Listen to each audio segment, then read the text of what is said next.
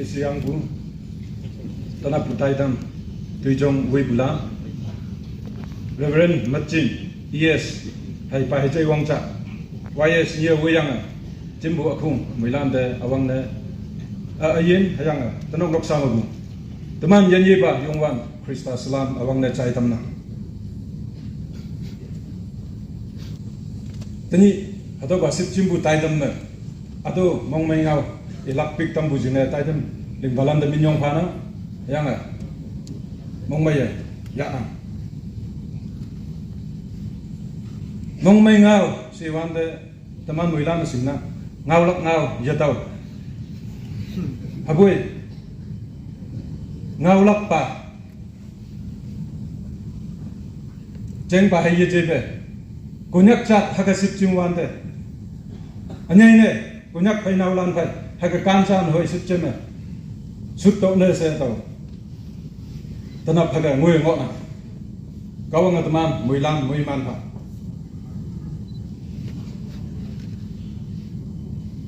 ka tok nyu anuk pali mawang yang yui chat yui ching yui noksa yui ayin bim tengui alai Taiwan de we ho te la bu to ye lam bu mok chip bu sangha so si ta kai tin bu bi ma bu no chu dai mong sang mong mai lak kan ye to be mong mai be se lak he pak ye to be teman jun hagalin na hayang boy mong mai lak kan no ma ngo si bu hayang be ka to nyu i hai mai ka to nyu wang lam na meng bu teman mai bu man bu to bu yesi ko ma mong mai lak nyu de ba ye lai hayang boy sang si chu dai mong sang mo chi pu ti la hado ba ki ngi wan de mong mai pe si yang mong mai ngau ngau lak alamu yengai bu ne to na meng na to tai bu chu dai hado e tam pe hasin ne ha ge ka dong yu mong sang mong meng ka dong yu nam chi ya bu life me few incidents mong mai lak ngai bu yo me taw incident cha tai do bu tam hanu nang ge that was way back in 1982 taw bin bu ne yemeng ga ma hawanda CY Christian Youth Endeavor senyek ngok bu khai uting jing ma ado ba CY convention jingwan de taw high school student ne wat yar ne ha ko bu cha hawanda Aboi me army camp ngok bu hong hui jing de ngui se army la la truck cha pa yang teman kata ta bandi meng nau se nau ya lan ha ga hong hui jing de ngui tam bu hawanda ha ga kari ma ong yang ha ga ta la truck na chi ya we yong mong ma ya ba ana hong hui jing ma pim yang wang la to win ana wang la kayang downhill. It was almost like we do hell hakitaya tau so yang ka chi ayong valley ayong full of mud tau an chan so yang phai uding de chang ngui ne uphill way that was the way to heaven sang oyong sang ge hayang koi now se ihai pin ihai mai tang ta pin na meng to nyai gu yising just targeting our destination uding obing oi la se wang hin yi pu yising ba ka pong ha ge after 42 years back when I look back this morning hawanda among si mong meng o sangapong o lin bu na meng lo hayang koi a very happy incident. Okay, hakik bu, ya panu teman kau nang, hawan de teman, whatever comes our way, it's up to you. Hadawa amay na yala kaya amay na yala. These are good experiences. even if we don't remember every detail vividly. Tani haga youth convention cham dream one de hado incident tai thau na okay hado mong mai ngau lan naman de chai tamba ane sa yang ku pia ka tong niwa mong si mong meng la ti la la mo chet la saha mana tawa hatolan tai alai wan de the root cause hang hi ai salai wan de human greed and selfishness ni chai hatawai tai ha nyak ku yu jing na saha meng ta mu amai ayong a yu jing na min meng kama sa tai ku ngau ku ling ku at the cost of your fellow beings simba UP ba no hoi pe yang yu jing na saha se lik wan de ti la bu mu ba chit bu ngau lai nagamis me thoka baji hado amma bu jing ne tani ka to nyuma mong mai nyui ye to bua to yang se to li la yok pu tam han ba but in spite of all the sufferings of this world, Bible verses chahini to quote na meng hunang di na Jesu e bua the truth shall set you free. Yeah, freedom, liberty from the bondage of spiritual from the spiritual bondage. No. Nameng no. Hayang boy. When we look at now how physical hay emotional aspects of life that I want to truth works wonders sa tawa how ngiyok nang hami yang bubi yui jing na sa tai wanda taman ngau ting yang ngau ting ngau lek cha ngau wang yang phai ma to ta pang lak ching ne ni cham ngau lak nangai to ta pang lak ching ne pli cham ngau lak nangai ha ka ngau lai ama bu ma mong mai lak nyui kan de pang win bu ha to nge nang to khai teman yung wan ba Jesus Kristai teman de ating ba ayin ngau ting ma ching nyu ya ngau ting mo ya e phai ngo ya se bu nan pheng bua tama na mong mai se ya kama we can overcome the sufferings of this world ngau ting jeng e wan de sa kunyo bala spiritual context me you know yang ko da teman ni phi bu ching nyu nok sau của nhui hộ vang lam hado vậy phiên này thì cũng năng India is a democratic country democracy mà samai bu point cha tawa singoku to ngioku do yaoku the common man has the power to elect the people to govern, to rule over us. Yeah. Just an ordinary man and woman can select or elect whom do you want to rule over you.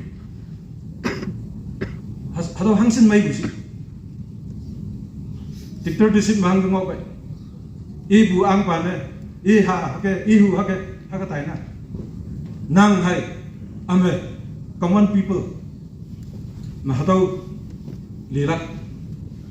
power yana hayang boy sa India mà teman hay tau ngo na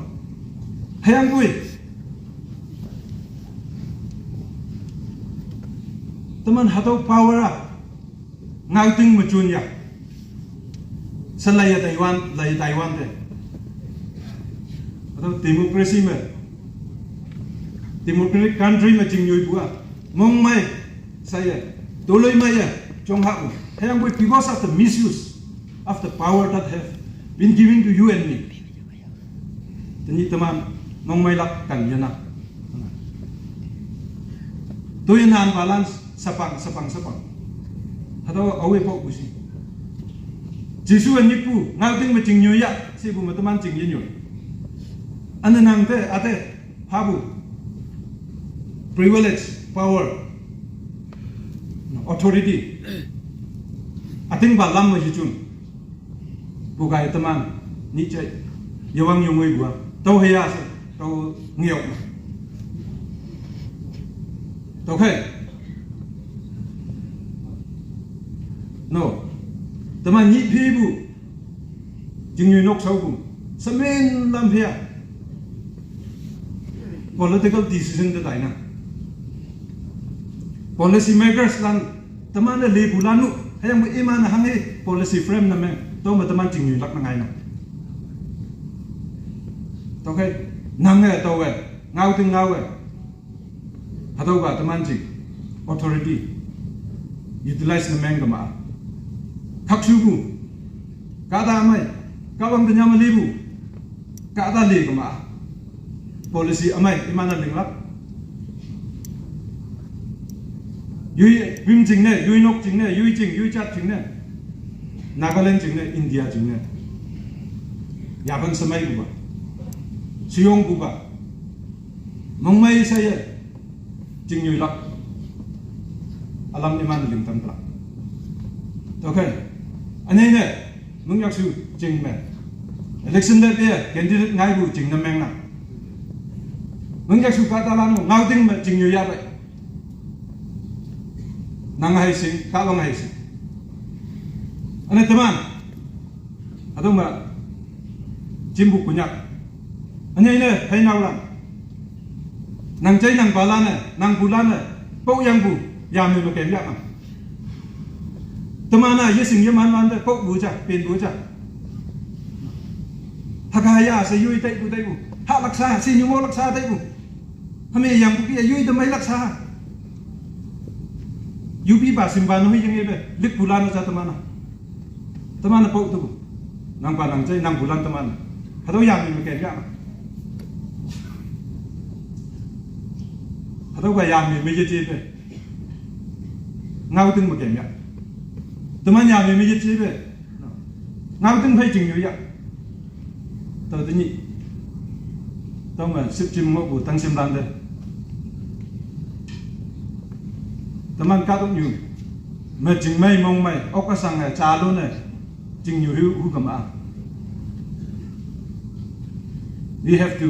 elect the right people sa hado message sa how nang and how to elect the right people ngau ting ngau kama nang ne ating ba ngau ting ju ne ngau ting ma jing yu kama hai teman hado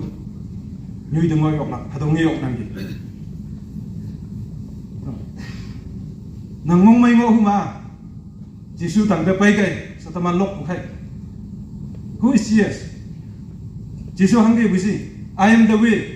the truth and the life, chỉ, tao mua truth năng điều,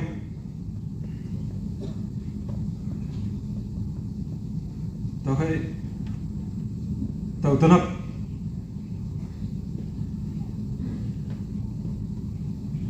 Now sip chim ngo bu tang sim lan de challenge the man bu in your everyday work of life imbibe truth and truth will really set you free not only from the spiritual bondage but from other bondages also you is sing nang bu de you po yang no mi yang ya bu mong to le yamai bu de các ông phải teman tộc phải mà tộc năng bộ các ông thấy nhầm teman các ông nhiều các ta nghi pha mà sinh pha mà punishment pha mà các ông nhiều các ta là này ibasai ba là phổ pha mà sebai senyap but các ông nhiều các ta là này yang ya koi năng lên bùa các ông này tao nghi năng bộ ngau lấy ngau yang này cụ lấy yang này tê là yang này mốc chết yang này mong tụi lấy yang mấy vậy à tôi học ngọn nào cá tông nhiều anu cá tông mà chừng nhiều bữa nay mình tao ấy nhị phê anu ôm nào nhị phê ta lấy ngay ngao lắc ngay nào nhị phê cụ lấy vật ngay nào hay ăn quay ở bên nào người ta lấy ngao lắc ấy cụ lắc ấy tụi lấy yang mày hắc cái mũ chả kỹ chú thấy mong chẳng hay tâm an họ đâu mà chim bù mười lăm năm an tụi hắc cái ngõ cả lắm sao tao hắc cái tay nào hama sai của kia. Why should we be under the bondage of all these things? Let us set ourselves free.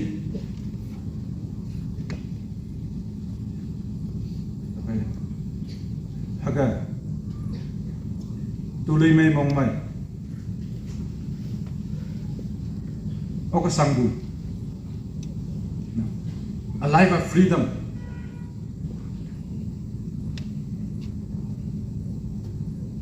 Trong hữu na men ka ma ngau ting bataman ching ya sanan pheng bai an to kai ya